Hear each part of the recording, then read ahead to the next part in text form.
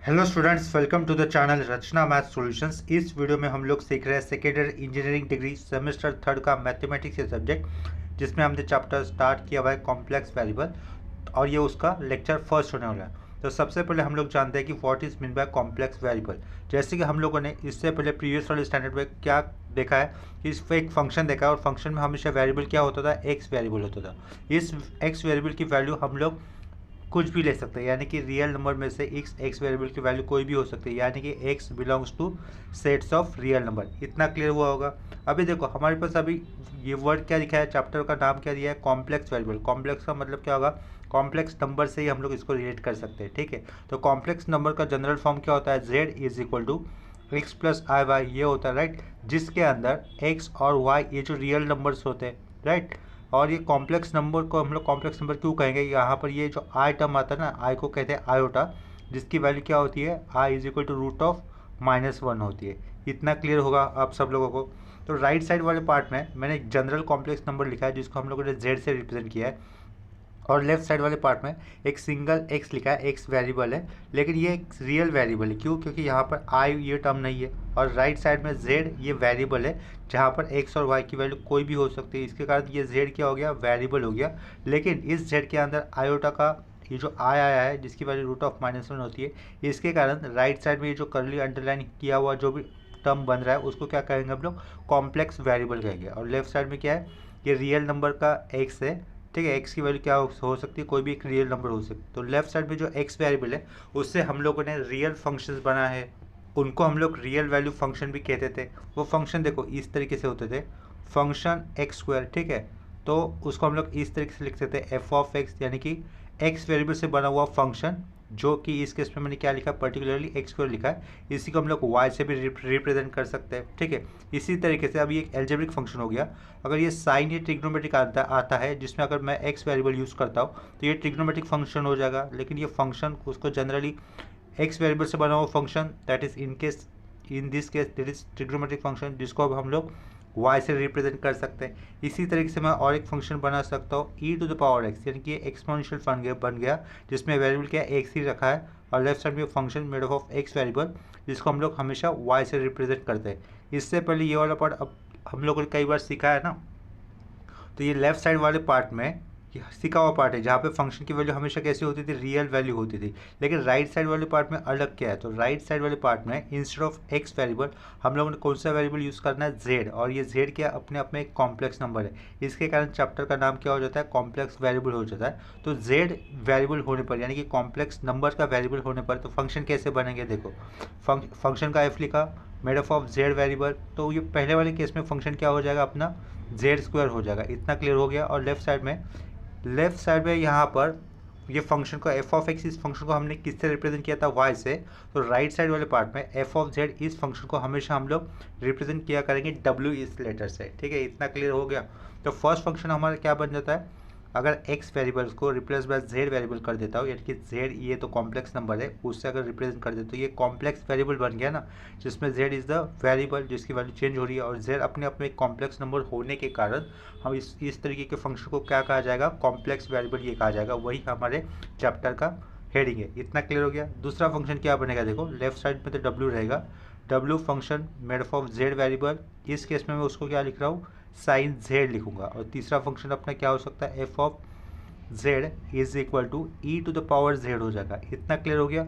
लेकिन ये f of Z function इतना याद रखो, कोई भी डेट डब्ल्यू is equal to f of z, ये फंक्शन हमेशा यू प्लस आई वी इस फॉर्म में आएगा। क्या कहा, कोई भी कॉम्प्लेक्स वेरिएबल से बना हुआ फंक्शन दैट इज डब्ल्यू हमेशा किस फॉर्म में आएगा, यू प्लस आई वी इस फॉर्म में आएगा। और ये यू किससे बना हुआ रहेगा, एक्स और वाई से बना हुआ होगा। ठीक है, क्या लिखा, यू के साइड में एक्स और वाई लिखे वेरिएबल्स, प्लस ये आई आयोटा का आई, और ये वी फंक्शन किससे बना हुआ होगा, एक्स और वाई वेरिएबल से बना हुआ होगा, और इनके पीछे क्या रहेगा, डब्ल्यू। ठीक है, तो ये लास्ट वाले जो भी अंडरलाइन पार्ट किया है, उसमें क्या बताया मैंने अभी, W is the complex variable function always made up of u and v functions, in which u is made up of x and y variable और v function also made up of x and y variable। इसको देख लेते हैं ये तीनों function के case में। ठीक है, ये जो तीनों टिक किए हुए अलग अलग फंक्शन है, उन तीनों के केस में हम लोग देखेंगे w is equal to u plus i v form में किस तरीके से आता है। ठीक है, तो सबसे पहला वाला फंक्शन क्या लिखा था, f of z is equal to क्या लिखा था वो जेड स्क्वायर, राइट, और लेफ्ट साइड में क्या लिखा है हम लोगों ने डब्लू। तो ये जेड का मतलब क्या होता है, अपने आप में एक्स प्लस आई वाई होता है, ठीक है, ये तो हम लोग जानते हैं। कॉम्प्लेक्स नंबर ये चैप्टर आप लोगों ने 11th स्टैंडर्ड में जब सीखा था तब से हमें पता है जेड इक्वल टू क्या होता है एक्स प्लस आई वाई, ये जनरल फॉर्म होता है कॉम्प्लेक्स नंबर का। तो यहाँ पर जेड का स्क्वायर है तो इस ब्रैकेट का भी स्क्वायर करना होगा।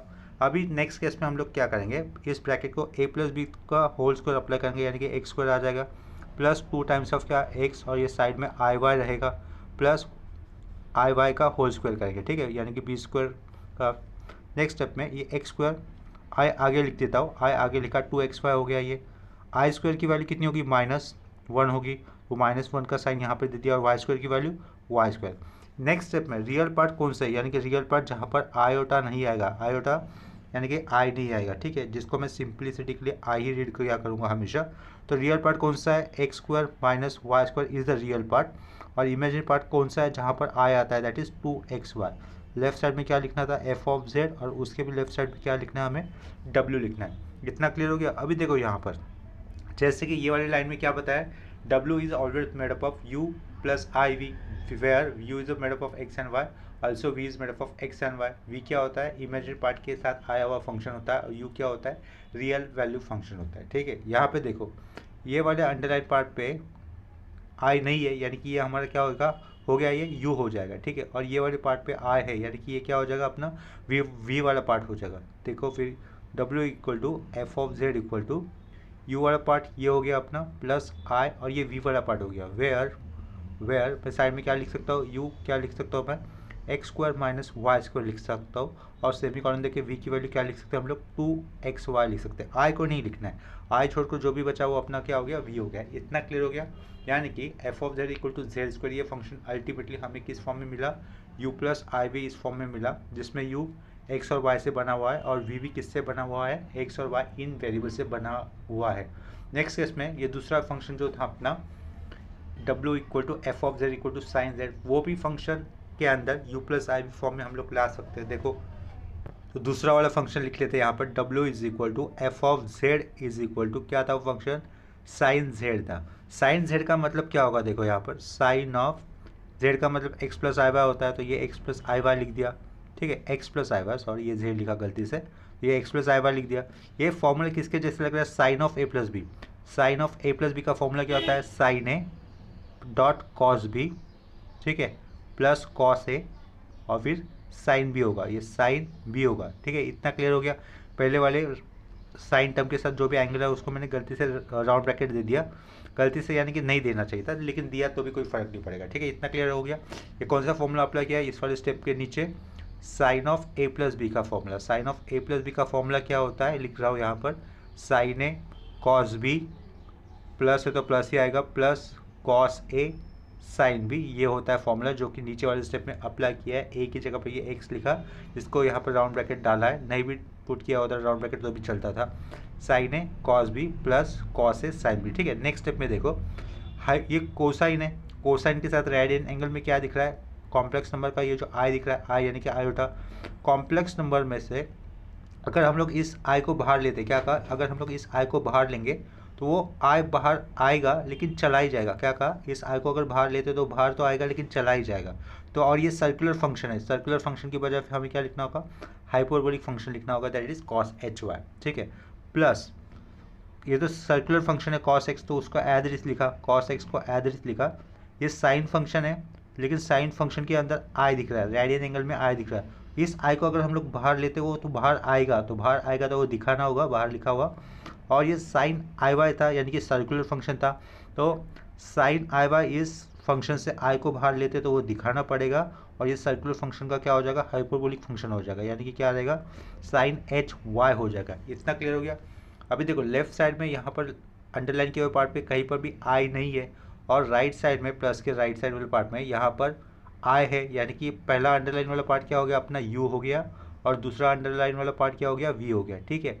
इसके साइड में हम लोग लिख सकते हैं वेयर यू की वैल्यू क्या होगी, पहले केस में sine x cos h y होगी, एंड वी की वैल्यू क्या हो जाएगी, देखो cos x sine h y हो जाएगी, ठीक है। यानी कि जो दूसरा फंक्शन था अपना sine z equal to, sorry sine z, ये फंक्शन, वो भी फंक्शन हम लोगों को किस फॉर्म में मिला, यू प्लस आई वी इस फॉर्म में मिला कि नहीं मिला, ठीक है मिला है ना। इसी तरीके से हमारे पास ये जो तीसरा फंक्शन था क्या था, वो e to the power z था। देखो यहाँ पर w equal to f of z equal to e to the power z, e to the power z ये फंक्शन भी हम लोग यू प्लस आई वी इस फॉर्म में ला सकते हैं, ठीक है। तो उसको भी हम लोग ला के देखेंगे। फंक्शन क्या है अपना, w is equal to f of z is equal to e to the power z ये फंक्शन है। तो हम लोग इस फंक्शन को भी u प्लस आई वी इस फॉर्म में लाएंगे, यानी कि नेक्स्ट स्टेप में क्या करूँगा मैं, ई टू द पावर जेड की जगह पे क्या लिखना है हमें, x प्लस आई वाई लिखना है। नेक्स्ट स्टेप में पावर में क्या हुआ आया हुआ है x प्लस आई वाई आया हुआ है ना, तो हम लोग क्या करेंगे बेस को e to the power x लिख कर नेक्स्ट स्टेप में e to the power i y लिख सकते हैं। तो ये e to the power x as it is लिखा, e to the power i y है, ये यूलर फॉर्म में आया हुआ कॉम्प्लेक्स नंबर है, ठीक है। Complex form of Euler form में लिखा हुआ एक कॉम्प्लेक्स नंबर है, जिसको मैं आगे पोलर फॉर्म में किस तरीके से लिख सकता हूँ, cos y plus i sine y इस तरीके से लिख सकता हूँ, ठीक है। आई साइन वाई लिखा है। नेक्स्ट स्टेप में हम लोग इसको कैसे करेंगे, बाहर का e to the power x अंदर इंटू होता है तो e to the power x cos y होगा प्लस ये आई पहले लिखा, e to the power x क्या हो जाएगा साइन वाई हो जाएगा, ठीक है। लेफ्ट साइड में क्या रहेगा एफ ऑफ जेड और उसके भी लेफ्ट साइड में क्या रहेगा डब्ल्यू रहेगा। अल्टीमेटली यहाँ पर भी डब्ल्यू हमें किस में मिल रहा है, डब्ल्यू equal to f of z equal to किस फॉर्म में मिल रहा है, यू प्लस आई बी इसी फॉर्म में मिल रहा है ना, वेयर जहाँ पर u की वैल्यू क्या हो रही है, देखो e to the power x cos y ये हो जाएगी, और v की वैल्यू क्या हो रही है e to the power x sin y ये हो रही कि नहीं हो रही है, ठीक है। इतना आया समझ में, यानी कि इसी को क्या कहेंगे, ये जो f ऑफ z है ना function made of z variable, z क्या है कॉम्प्लेक्स नंबर है, उसी को क्या कहते हैं कॉम्प्लेक्स वेरिएबल कहते हैं। तो ये है हमारे चैप्टर के हेडिंग को हम लोग जिसको रिलेट कर सकते हैं, ठीक है। यानी कि function made of complex number, तो उसको क्या कहेंगे कॉम्प्लेक्स वेरिएबल कहेंगे। इतना क्लियर हो गया। इसके बाद एक बहुत ही इंपॉर्टेंट कंसेप्ट आती है जिसको कहेंगे हम लोग एनालिटिक फंक्शन। क्या कहेंगे एनालिटिक फंक्शन। कॉम्प्लेक्स वेरिएबल से बने हुए फंक्शन को ही हम लोग एनालिटिक फंक्शन कह सकते हैं, यानी कि w is equal to f of z is equal to u plus i v, इस टाइप के फंक्शन को ही एनालिटिक फंक्शन कहा जाएगा। लेकिन इसके लिए भी कंडीशंस होगी, वो कंडीशन सेटिस्फाई होने चाहिए।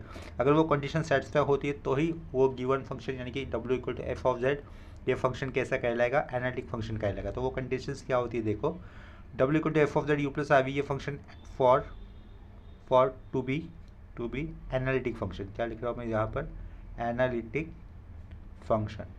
इस टाइप का फंक्शन एनालिटिक होने के लिए दो कंडीशन सेटिस्फाई होनी चाहिए। तो सबसे पहले हम लोग देखते हैं यहाँ पर दो ही क्वेश्चन को देखेंगे हम लोग, whether the given two questions becomes analytic और नॉट। तो ये दोनों क्वेश्चंस देखेंगे हम लोग। एफ ऑफ जेड क्या लिखा है, पहले जेड स्क्वायर लिखा और दूसरा क्या लिखा है f of z equal to sine z लिखा है। ये दोनों फंक्शन एनालिटिक होते हैं या नहीं होते उसको हम लोग चेक करेंगे, ठीक है। तो देखो एफ ऑफ जेड स्क्वायर करने पर फंक्शन हमें यू क्या मिला था x square minus y square मिला था, और वी क्या मिला था 2xy मिला था। तो इनको मैं रेफ़र कर लेता हूँ, ठीक है। देखो सिंस या फिर फॉर लिख लेता हूँ, for f of z equal to z square मुझे यू क्या मिला था x square minus y square मिला था, ठीक है। एंड वी क्या मिला था 2xy मिला था, राइट। देखो यहाँ पर लिखा हुआ है u x square minus y square, v क्या मिला है 2xy मिला है। तो ये फंक्शन यानी कि ये f of z equal to z square ये फंक्शन एनालिटिक होने के लिए हमें क्या करना है, ये जो यू फंक्शन है यू फंक्शन को पार्शियल डिराइव करना है विथ रेस्पेक्ट टू एक्स, यानी कि जस्ट यू एक्स के साथ डिराइव करना है। जब हम लोग एक्स के साथ डिराइव करेंगे तो एक्स ये जो वेरिएबल है वो तो आया हुआ है वेरिएबल है वाई भी, लेकिन वो कांस्टेंट नहीं है, लेकिन उसको कांस्टेंट ट्रीट करना होगा, ठीक है। और जो वेरिएबल हम लोग ले रहे हैं डिराइव्स के लिए उसके साथ साथ ही हमें सिर्फ डिराइव्स करना है, उसको कहते हैं पार्शियल डिराइव्स। पार्शियल डिराइव्स ये टॉपिक आप लोगों ने सेमेस्टर 1 में सीखा है, सेमेस्टर 1 की मैथमेटिक्स में सीखा है, ठीक है। तो वो वाले कंसेप्ट अगर नहीं पता रहेगा इजी कंसेप्ट है, क्या करेंगे सिर्फ पार्शियल डिराइव्स करना है, तो उसके इसमें दूसरा वाला वेरिएबल एज कांस्टेंट ट्रीट करना है, ठीक है। तो यू को अगर मैं एक्स के साथ पार्शियल डिराइव्स करता हूँ तो कैसे लिखूंगा do u by do x. Do का मतलब क्या होगा partial derivatives of u function with respect to x, उस केस में सिर्फ एक्स के साथ ही डिराइवेट करेंगे और दूसरे वाले वेरिएबल को एज अ कांस्टेंट ट्रीट करेंगे। तो एक्स स्क्वायर का डिराइवेटिव कितना बनता है ओनली 2x लिख दिया। सिमिलरली अभी यू फंक्शन का अभी पार्शियल डिराइवेटिव करूँगा y के साथ, तो उस केस में x क्या हो जाएगा constant, x is the constant तो उसका डिराइवेटिव 0 होगा, जो minus and as it is लिखना होगा। y स्क्वायर का डिराइवेटिव कितना होगा 2y इक्वल टू क्या बनेगा फिर वो -2y। इतना क्लियर हो गया, ठीक है। तो do u by do x निकाला, do u by do y निकाला, यानी कि partial derivatives of u function with respect to x निकाला है और partial derivatives of u with respect to y निकाला है। सिमिलरली हमें क्या करना है, partial derivatives for v function भी करने हैं by considering x and y variable respectively, या फिर 1/1, ठीक है। तो उसी तरीके से हम लोग do v by do x, यानी कि v फंक्शन का x के साथ डेरिवेटिव्स करने पर 2y कांस्टेंट रहेंगे तो ये 2y लिख दिया, x का डेरिवेटिव 1 होता है। लास्ट में do v by do y कर दिया, यानी कि v फंक्शन का y के साथ डेरिवेटिव्स करने पर क्या बचेगा, 2x बचेगा। इतना क्लियर हो गया। तो ये जो अंडरलाइन किया है ना मैंने, इसको कहते हैं पार्शियल डेरिवेटिव्स कहेंगे। क्या कहेंगे इनको, पार्शियल डेरिवेटिव्स कहेंगे of x and y variable. तो ये हमेशा कैसे होंगे, कंटिन्यूस ही होंगे, ठीक है। तो बाय डिफॉल्ट ये फर्स्ट वाला स्टेटमेंट हमेशा सेम ही रहेगा। किसी भी फंक्शन को एनालिटिक कहने के लिए क्या कौन सा फंक्शन सेम रहेगा, all partial derivatives do u by do x, do u by do y, do v by do x and do v by do y are continuous, ठीक है। ये बाय डिफॉल्ट स्टेटमेंट है जिसको हमें use ही करनी है, ठीक है, लिखनी ही है by default to say any function analytic. इतना तो क्लियर हो गया। दूसरी बहुत ही इंपॉर्टेंट कंडीशन है, वो जरूर सेटिस्फाई होनी चाहिए। वो दूसरी कंडीशन क्या होती है, and do u by do x equal to क्या होना चाहिए, do v by do y होना चाहिए। क्या लिखा है, do u by do x क्या होना चाहिए, do v by do y. देखो यहाँ पर do u by do x क्या आया है, 2x आया है, और do v by do y देखेंगे, do v by do y भी क्या है, 2x आया हुआ है, यानी कि पहली कंडीशन सेटिस्फाई हो रही है। And do u upon do y क्या होना चाहिए, minus of do v by do x होना चाहिए। क्या लिखा, दूसरा कंडीशन क्या है, do u by do y equal to must be minus do v by do x. Do u upon do y कितना है, -2y है, ठीक है, लेफ्ट साइड में -2y है। यहाँ पर एक एक्स्ट्रा माइनस देंगे, उसके बाद do v by do x लिखेंगे तो क्या होगा, 2y होगा, यानी कि ये वाला भी कंडीशन सेटिस्फाई हो जाएगा ना। लास्ट में जो लिखा है एंड लिखकर, ये वाली इंपॉर्टेंट कंडीशंस है। लास्ट की दोनों कंडीशन क्या कहते हैं, कॉचिस रेमन इक्वेशंस कहते हैं। क्या कहते हैं, कॉचिस रेमन इक्वेशंस, या फिर सिंपली CR इक्वेशंस कहते हैं, ठीक है। तो अगर ये कंडीशन सेटिस्फाई होती है तो ही दिया हुआ फंक्शन को हम लोग क्या कहेंगे, एनालिटिक फंक्शन कहेंगे। तो f of z equal to z² इस फंक्शन के लिए ये वाला कंडीशन तो बाय डिफॉल्ट लिखना है, कौन सा, all partial derivatives that is do u by do x, do u by do y, do v by do x and do v by do y are continuous, यानी कि वो exist किया करेंगे हमेशा, वो तो लिखने हैं। वो आने के बाद ये वाला कंडीशन जो अंडरलाइन किया है ना लास्ट में, वो दोनों कंडीशन सेटिस्फाई होनी चाहिए, तो उसको कहेंगे हम लोग कॉचिस रीमन इक्वेशंस, या फिर कॉचिस रीमन कंडीशंस भी कह सकते हैं, ठीक है। अगर ये कंडीशन सेटिस्फाई होती है तो ही गिवन फंक्शन हम लोग क्या कह सकते हैं, एनालिटिक फंक्शन कह सकते हैं। सिमिलरली अभी हम लोग for another function, that is क्या फंक्शन लिया था दूसरा, f of z equal to sine z, ये फंक्शन था ना हमारे पास, लिखा w equal to f of z equal to sine z, ये फंक्शन था। तो ये साइन z फंक्शन भी एनालिटिक फंक्शन होता है या नहीं, उसको हम लोग चेक करेंगे। तो इस केस में हमें u कितना मिला था देखते हैं, साइन z, ये फंक्शन में z की value x plus i Y लेने पर u क्या मिला था देखेंगे। यहाँ पर देखो u क्या आया था, साइन x कॉस hy आया था, साइन x कॉस hy आया था, और v क्या मिला था, cos x sine hy, cos x sine hy मिला था, ठीक है। इतना क्लियर हो गया। तो हम लोग क्या करेंगे, अभी u फंक्शन का पार्शियल डेरिवेटिव्स करेंगे, जिसको हम लोग do u by do x इस तरीके से लिखेंगे। इसी को हम लोग इस तरीके से रिप्रेजेंट कर सकते हैं, u लिखकर उसके सब्स्क्रिप्ट में x लिखना, ठीक है। यानी कि क्या है, उसका ही मतलब क्या होगा, partial derivatives of u function with respect to x। Partial derivatives यानी कि विद रेस्पेक्ट टू सिर्फ x ही डेरिवेटिव्स करना है, उस केस में y वाले टर्म्स को एज अ कांस्टेंट ट्रीट करना है, ठीक है। तो ये साइन का डेरिवेटिव क्या होता है, cos x होता है, और ये cos hy as a constant treat करना होगा। तो क्या इसको कैसे लिखेंगे हम लोग, cos x cos hy लिख देंगे। इतना क्लियर हो गया। ये साइड में सेमीकोलन दिया, u फंक्शन का भी किसके साथ डेरिवेटिव करना है मुझे, y के साथ, तो ये do u by do y लिखा, जिसको मैं u y लिखकर ऐसे भी लिख सकता हूँ। यानी कि इसी u फंक्शन का y के साथ डिफरेंशिएट होने पर sin x कांस्टेंट कहेगा, तो वो sin x as it is लिखा। cos hy का डेरिवेटिव क्या होता है, sin hy, ठीक है, प्लस में ही आता है, तो ये sin hy सिंपली लिख दिया, ठीक है। इतना क्लियर हो गया। हाइपरबोलिक कोसाइन फंक्शन एक दूसरे के सिर्फ ट्रिग्नोमेट्रिक टर्म्स में अलग हो जाता है, यानी कि कॉस का साइन हो जाएगा और साइन का कॉस हो जाएगा, ठीक है। वहाँ पर प्लस माइनस का कोई फर्क नहीं पड़ता, अगर दोनों प्लस है तो प्लस ही रहते हैं, माइनस है तो माइनस में रहेगी। यानी कि साइन का डेरिवेटिव कॉस होता है, कॉस का डेरिवेटिव माइनस साइन होता है ना, तो वैसे नहीं होगा, कॉस एच वाई का डेरिवेटिव भी प्लस साइन एच हो जाएगा। इतना क्लियर हो गया।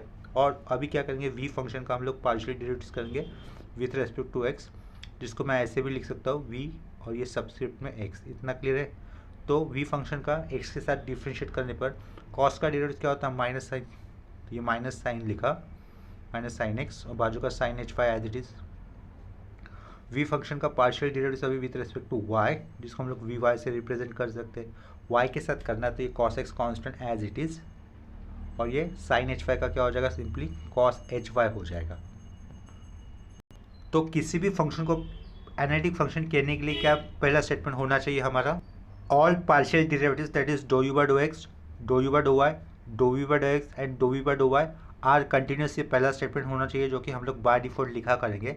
वो लिखने के बाद एंड देंगे, हम लोग लिखेंगे do u by do x is equal to क्या लिखना है, do u by do x do v upon do y लिखना है, एंड फिर से देना है do u upon do y क्या होना चाहिए, minus do v by do x होना चाहिए। अगर ये क्लास में लिखी हुई कंडीशन सेटिस्फाई होती है तो इस दिए हुए फंक्शन को हम लोग क्या कह सकते हैं, एनालिटिक फंक्शन कह सकते थे। देखते हैं इस केस में हमारा ये f of z equal to sine z ये जो फंक्शन लिया था एनालिटिक है या नहीं। ठीक है, देखो do u by do x में वैल्यू क्या थी, cos x cos h y. ठीक है, वी अपॉन वाई यानी कि do v upon do y में वैल्यू देखो वही है cos x cos h y. इसके बाद do u upon do y, do u upon do y की वैल्यू क्या है, sine x sine h y ये है, और do v by do x की वैल्यू क्या है, minus sine x sine h y. तो इससे पहले माइनस बदलेगा लिखेंगे हम लोग तो वो प्लस ही हो जाएगा ना, यानी कि लेफ्ट साइड वाले पार्ट के साथ ही मैच करेगा। यानी कि जो हम लोगों ने कंडीशन रीड की है उसको कहते हैं कॉची रीमन इक्वेशंस, जो कि सेटिस्फाई हो रही है इस केस पे। Therefore our function f of z equal to sine z, this function is analytic function. इतना क्लियर हो गया।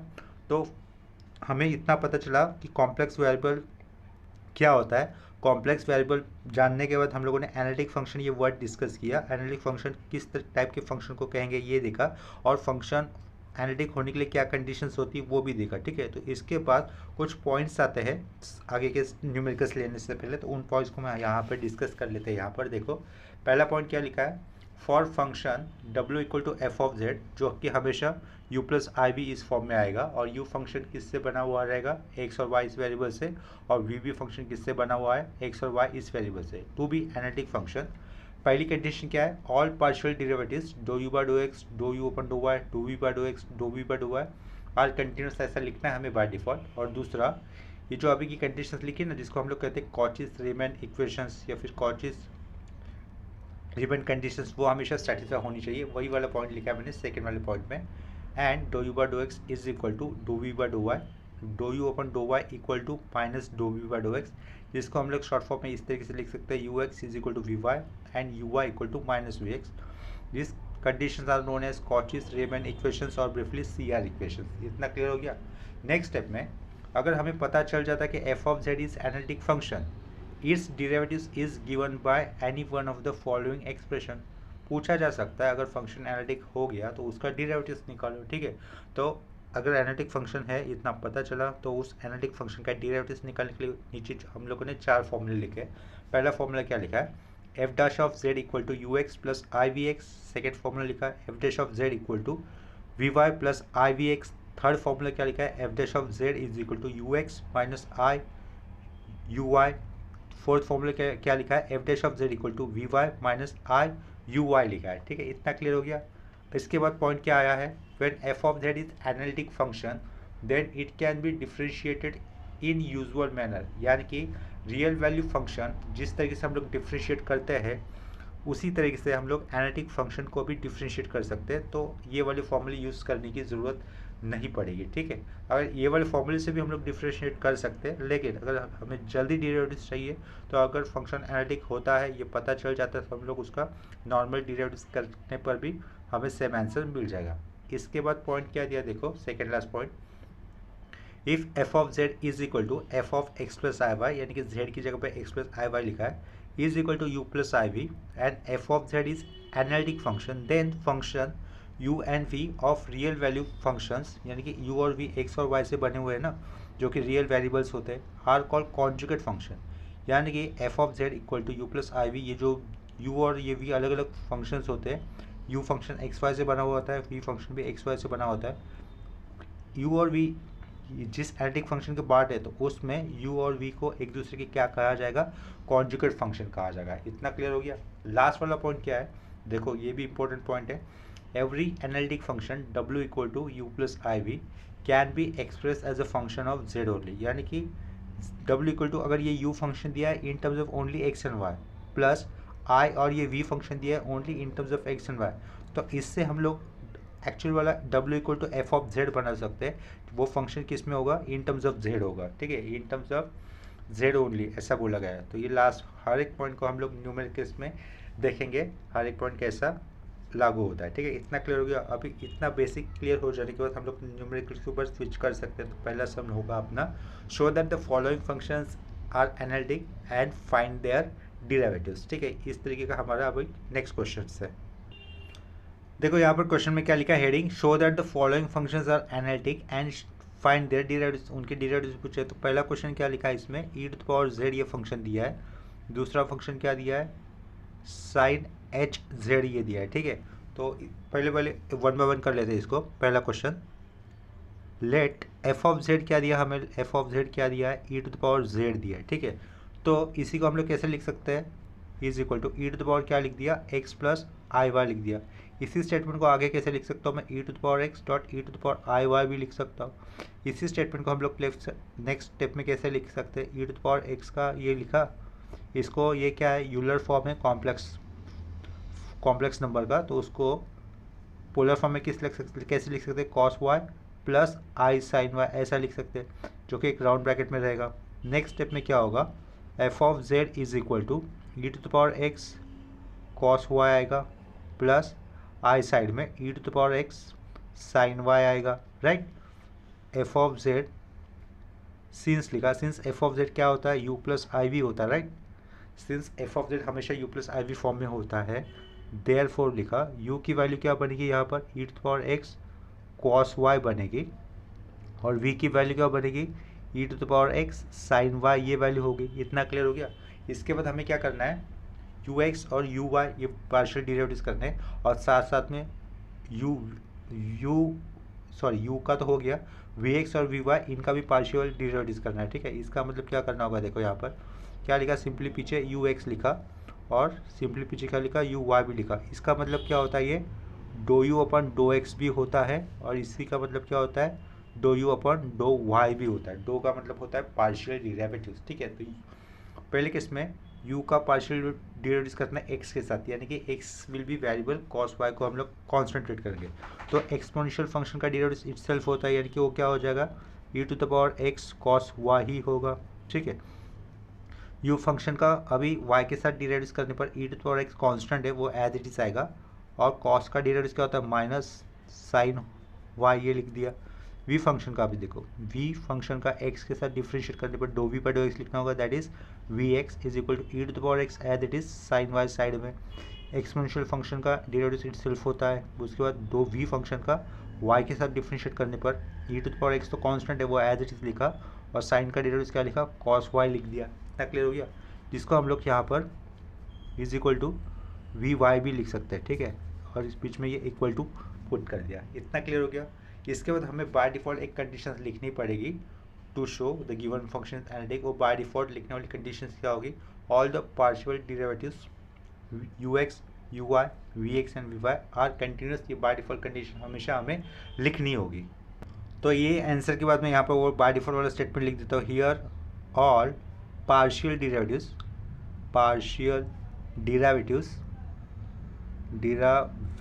कौन से do u by do x लिखने हैं, comma do u upon do y लिखना है, do v by do x लिखना है, comma do v upon do y लिखना है, आर कंटिन्यूस। ये स्टेटमेंट हमेशा बाय डिफ़ॉल्ट हमें लिखना होगा to show any function continuous, are continuous to show any function analytic, sorry continuous बोल दिया था।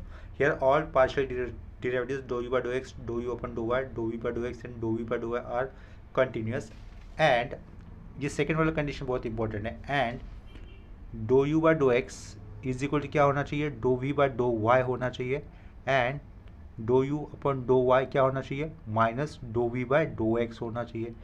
That is u x must be equal to v y and u y must be equal to minus of v x. देखेंगे यहाँ पर वो वाला statement सही हो रहा है कि नहीं। देखो ये जो यू एक्स था, यू एक्स किससे बराबर होना चाहिए, वी वाई के साथ हो रहा है, ये e to the power x cos y है, और ये यू वाई यहाँ पर माइनस साइन है, इसके पहले माइनस साइन देना होगा वी एक्स के पहले। सही हो रहा है ना, यानी कि कंडीशन सेटिस्फाई हो रही है। देयरफॉर हम लोग क्या लिख सकते हैं, given function is analytic function, ऐसा लिख सकते हैं ना हम लोग। इसके बाद स्टेटमेंट क्या लिखना होगा, सिंस सी आर इक्वेशंस लिख सकते हैं simply, C R equations are satisfied, since C R equations are satisfied therefore f of z is equal to, function क्या था, e to the power z था ना, is an analytic function, analytic function. अगर function analytic होता है तो उसका derivative हम लोग डायरेक्टली निकाल सकते हैं यूजुअल मैनर, यानी कि ई टू द पावर जेड का डेरिवेटिव क्या होगा, ई टू द पावर जेड ही होगा ना। फिर भी हम लोग इसको थोड़ा सा लॉन्ग मेथड से करते हैं, लॉन्ग यानी कि जो फॉर्मूले लिखे थे ना चार, उन चारों में से कोई एक फॉर्मूला अप्लाई करके निकालने की कोशिश करते हैं। ठीक है, इतना क्लियर हो गया। देखो सिंस लिखा, जो एफ डैश ऑफ जेड निकालने के फॉर्मूले थे उसमें से पहला क्या था, u x plus i v x था, राइट। तो यू एक्स क्या था, देखो अपने पास e to the power x cos y था, ये लिख दिया e to the power x cos y लिखा, प्लस लिखा आई लिखा, वी एक्स क्या था, e to the power x sine y था। इतना क्लियर है। यहाँ से हम लोग e to the power x को कॉमन बाहर लेंगे तो क्या हो जाएगा, अंदर क्या बचेगा, cos y plus i sine y. Bracket में लिखा हुआ पोलर फॉर्म है कॉम्प्लेक्स नंबर का, जिसको यूलर फॉर्म में कैसे लिख सकते हैं, e to the power i y लिख सकते हैं। ठीक है, तो ये बेस सेम है, तो इंडेक्स का रूल अप्लाई करते हुए क्या लिख सकते हैं, पावर में ई की पावर में एक्स प्लस आई वाई आएगा, ई की पावर में एक्स प्लस आई वाई यानी कि जेड बनेगा ना वो, और लेफ्ट साइड में क्या होगा अपना F dash of Z, right. यानी कि एफ डैश ऑफ जेड क्या आया, वही आया ना जो कि हम लोग e to the power Z का अगर नॉर्मल डेरिवेटिव करके तो वही मिलता था।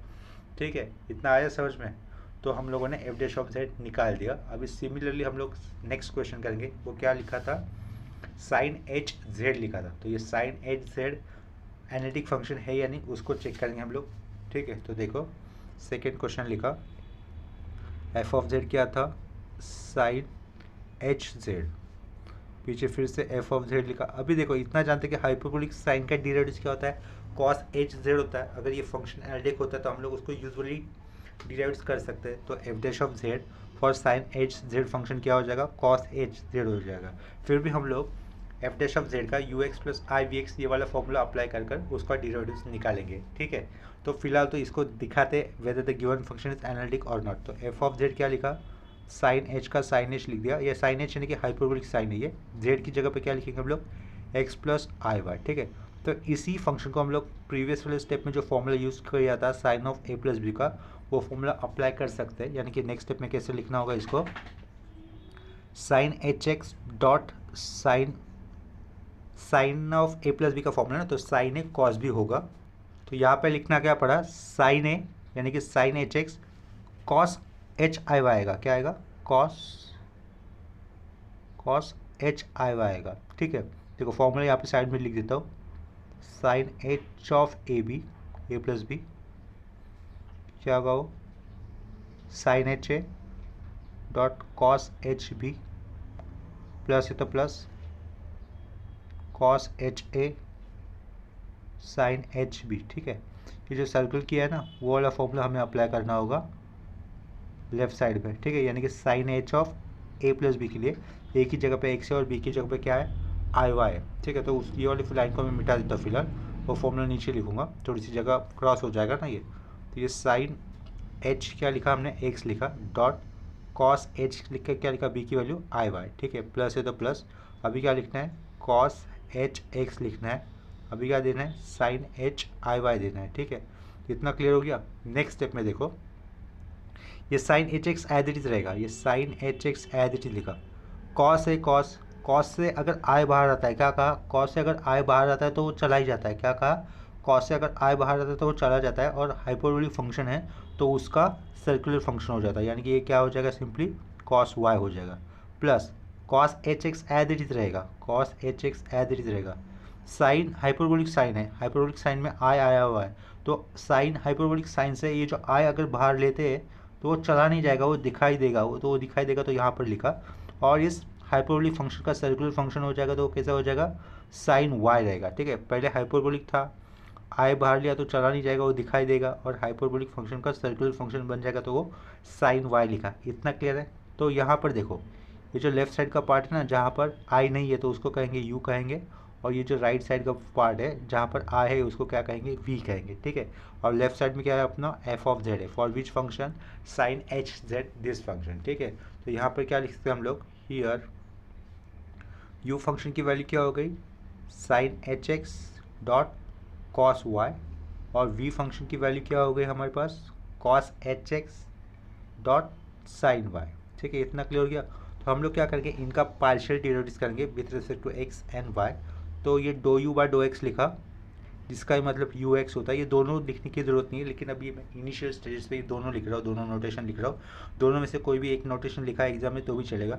एक्स के साथ डिफ्रेंशिएट होगा तो उसके इसमें cos y is the constant, तो ये cos y as it is लिखा पहले, और साइन एच एक्स का डिटेल्स क्या हो जाएगा, कॉस एच एक्स।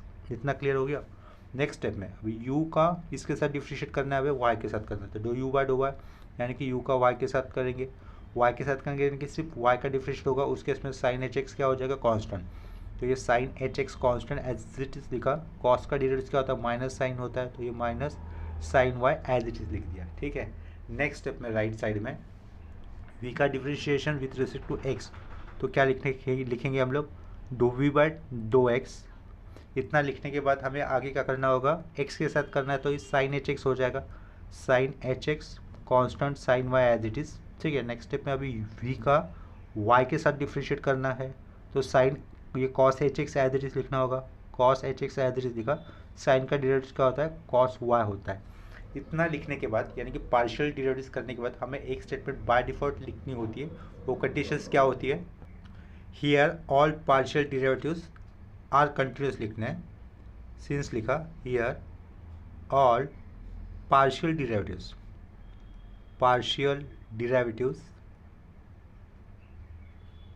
वो पार्शियल डेरिवेटिव्स क्या क्या निकाले थे हम लोगों ने, u x u y v x v y. ठीक है, वो लिखने होंगे u x u y v x and v y are continuous.